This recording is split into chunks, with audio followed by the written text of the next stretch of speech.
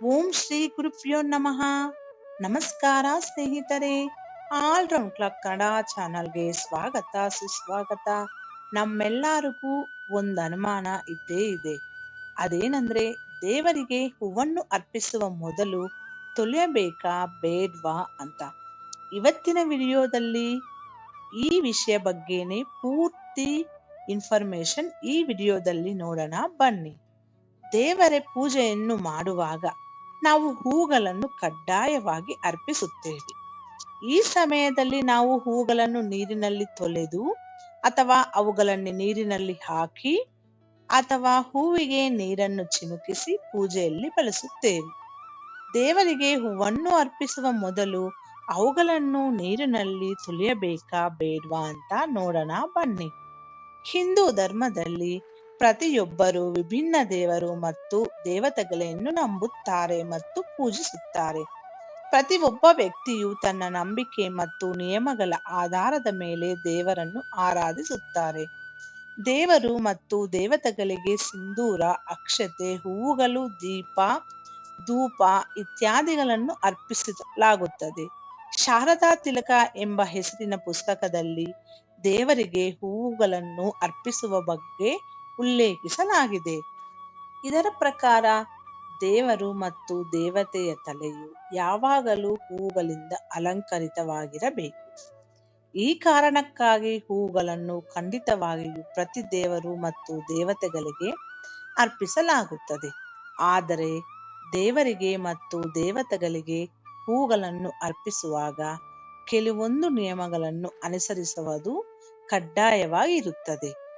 ದೇವರು ಮತ್ತು ದೇವತೆಗಳಿಗೆ ಹೂಗಳನ್ನು ಅರ್ಪಿಸುವಾಗ ನಾವು ಯಾವೆಲ್ಲ ತಪ್ಪುಗಳನ್ನು ಮಾಡಬಾರದು ಎಂಬುದನ್ನು ಇಲ್ಲಿ ನೋಡೋಣ ಬನ್ನಿ.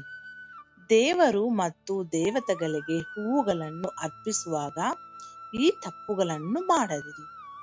ಧರ್ಮ ಗ್ರಂಥಗಳ ಪ್ರಕಾರ ಅನೇಕ ಬಾರಿ ಭಕ್ತರು ದೇವರಿಗೆ ಮತ್ತು ದೇವತೆಗಳಿಗೆ ಅರ್ಪಿಸಲು ಮಡಕೆ ಅಥವಾ ಇನ್ಯಾವುದೇ ಪಾತ್ರೆಯಲ್ಲಿ ನೀರನ್ನು ತೆಗೆದುಕೊಂಡು ಅದರಲ್ಲಿ ಹೂವುಗಳನ್ನು ಹಾಕಿಡುವ ಅಭ್ಯಾಸವನ್ನು ಹೊಂದಿರುತ್ತಾರೆ.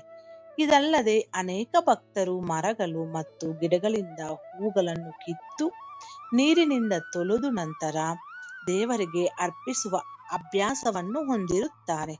ಆದರೆ ಇಂತಹ ತಪ್ಪುಗಳನ್ನು ನೀವು ಮಾಡಬಾರದು. ವಾಸ್ತವವಾಗಿ ಭಗವಾನ್ ವಿಷ್ಣು ನೀರಿನಲ್ಲಿ ನೆಲೆಸಿರುತ್ತಾನೆ ಎಂದು ಹೇಳಲಾಗಿದೆ. ಶಾಸ್ತ್ರಗಳ ಪ್ರಕಾರ ಬ್ರಹ್ಮಾಂಡದ ಪೋಷಕನಾದ ಭಗವಾನ್ ವಿಷ್ಣುವು ಸಹ ನೀರಿನಲ್ಲಿ ನೆಲೆಸಿದ್ದಾನೆ. ಆದಿಪುರುಷ ವಿಷ್ಣುವಿನ ವಾಸಸ್ಥಾನ ಆಯನ್ನಾರ್ ಅಂದರೆ ನೀರು. ಈ ಕಾರಣಕ್ಕಾಗಿ ವಿಷ್ಣುವನ್ನು ನಾರಾಯಣ ಎಂಬ ಹೆಸರಿನಿಂದಲೂ ಕರೆಯಲಾಗುತ್ತದೆ. ಈ ಕಾರಣದಿಂದಾಗಿ ನೀವು ಹೂವನ್ನು ನೀರಿನಿಂದ ತೊಳೆದರೆ ಅಥವಾ ನೀರಿನಲ್ಲಿ ಹಾಕಿದರೆ ಅದನ್ನು ನೀವು ಮೊದಲು ವಿಷ್ಣು ದೇವನಿಗೆ ಅರ್ಪಿಸಲಾಗಿದೆ ಎಂದ ಅರ್ಥ. ಈಗ ಒಂದು ದೇವರಿಗೆ ಅರ್ಪಿಸಿದ ಹೂವನ್ನು ಇನ್ನೊಂದು ದೇವರಿಗೆ ಅರ್ಪಿಸಿದರೆ ಪೂಜೆಯಲ್ಲಿ ಸ್ವೀಕಾರಾರ್ಹವಾಗುವುದಿಲ್ಲ. ಆದ್ದರಿಂದ ಯಾವಾಗಲೂ ಪೂಜೆಯಲ್ಲಿ ದೇವರಿಗೆ ಹೂವನ್ನು ಅರ್ಪಿಸುವಾಗ ಅದನ್ನು ನೀರಿನಿಂದ ತೊಳೆಯಬಾರದು ಅಥವಾ ನೀರಿನಲ್ಲಿ ಹಾಕಬೇಡ. ಶಿವಪುರಾಣದ ಪ್ರಕಾರ ಅನೇಕ ಭಕ್ತರು ಶಿವಲಿಂಗಕ್ಕೆ ನೀರನ್ನು ಅರ್ಪಿಸಲು ಬಂದಾಗ ಅವರು ನೀರಿನೊಂದಿಗೆ ಮಡಕೆಯಲ್ಲಿ ಹೂವುಗಳನ್ನು ಹಾಕುತ್ತಾರೆ. ಇದರಿಂದ ಅವರು ಅದನ್ನು ಶಿವನಿಗೆ ಸುಲಭವಾಗಿ ಅರ್ಪಿಸಬಹುದೆಂದು ನಂಬಿಕೊಂಡಿರುತ್ತಾರೆ. ಭಗವಾನ್ ವಿಷ್ಣುವಿಗೆ ಅರ್ಪಿಸುವ ಹೂವುಗಳನ್ನು ಶಿವ ಅಥವಾ ಇತರ ದೇವರಿಗೆ ಅರ್ಪಿಸಬಾರದು. ಇದರಿಂದ ನೀವು ಶಿವನಿಗೆ ಮಾಡಿದ ಪೂಜೆಯ ಫಲ ಲಭಿಸುವುದಿಲ್ಲ. ಹೂವುಗಳಲ್ಲದೆ ಈ ಪೂಜೆ ವಸ್ತುಗಳನ್ನು ಕೂಡ ನೀರಿನಲ್ಲಿ ತೊಳೆಯಬಾರದು. ಅನೇಕ ಭಕ್ತರು ಹೂವುಗಳನ್ನು ಹೊರತುಪಡಿಸಿ ಬಿಲ್ವಪತ್ರೆ ಎಲೆ, ಶಮಿ ಎಲೆಗಳು, ಎಕ್ಕದ ಹೂವುಗಳು ಅಥವಾ ಇತರ ವಸ್ತುಗಳನ್ನು ತೊಳೆದು ನಂತರ ದೇವರಿಗೆ ಅರ್ಪಿಸುವ ಅಭ್ಯಾಸವನ್ನು ಹೊಂದಿರುತ್ತಾರೆ. ಆದರೆ ಇದನ್ನು ಮಾಡಬಾರದು ಎಂಬುದನ್ನು ನೀವು ಗಮನದಲ್ಲಿಟ್ಟುಕೊಳ್ಳಬೇಕು. ಪೂಜೆ ಮಾಡುವಾಗ ಅಥವಾ ದೇವರ ಆರಾಧನೆಯನ್ನು ಮಾಡುವಾಗ ಹೂಗಳನ್ನು ನೀರಿನಲ್ಲಿ ತೊಳೆದು ಅಭ್ಯಾಸ ನಿಮ್ಮಲ್ಲಿಯೂ ಇರಬಹುದು, ಅಥವಾ ಈ ಪ್ರಶ್ನೆ ನಿಮ್ಮನ್ನೂ ಕಾಡುತ್ತಿರಬಹುದು. ಇದಕ್ಕೆ ಉತ್ತರ ಈ ವಿಡಿಯೋ ಮೂಲಕ ನಿಮಗೆ ನೀಡಿದೆ ಎಂದು ನಾವು ಭಾವಿಸುತ್ತೇವೆ. ಇದು ಸ್ನೇಹಿತರೆ ಇವತ್ತಿನ ವಿಡಿಯೋ. ಈ ವಿಡಿಯೋ ನಂಬಿಕೆ ಮತ್ತು ಶಾಸ್ತ್ರಗಳ ಪ್ರಕಾರ ಮಾಡಿರೋ ವಿಡಿಯೋ.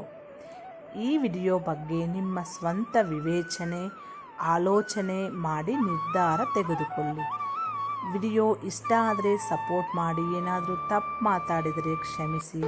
ಮುಂದಿನ ವಿಡಿಯೋದಲ್ಲಿ ಸಿಗೋಣ. ಎಲ್ಲರಿಗೂ ಧನ್ಯವಾದಗಳು. ಮತ್ತೊಮ್ಮೆ